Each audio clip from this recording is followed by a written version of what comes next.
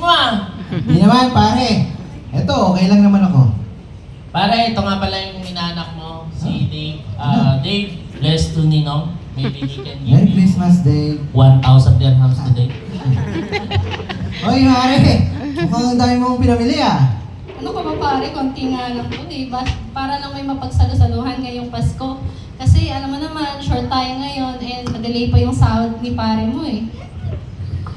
Pare, invited ka pa rin ha, sa salo-salo namin. Ba, mukhang mamamantika na naman ang uso ko dito. Bakit? Ano bang iahandaan nyo?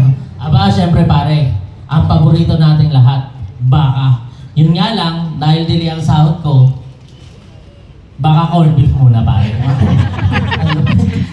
Ito ba pare, malupit? Ang paborito nating handaan sa lahat, syempre, hindi mawawala ang crispy pata.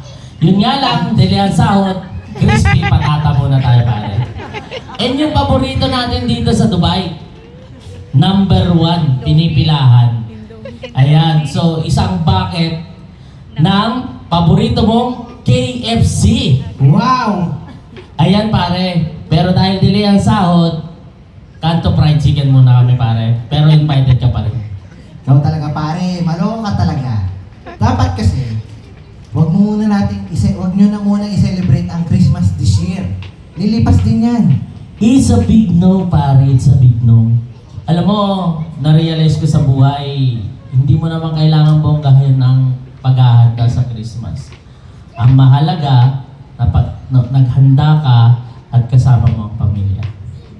Tama pare, ang importante may maihain lang sa harap, sama-sama kayong kakain. And most especially, Ninong, we have Jesus in our hearts. Grabe. Inglesero yung anak, wala namang panghanda sa Pasko. Alam mo pare, dinadaan namin sa English yan para hindi mahalata. Ay, nako. Hindi ko sila mag-gets. Sa kabila ng mga problema nila, naisip pa rin nilang ituloy ang Christmas. Ay, hindi ko mag-gets.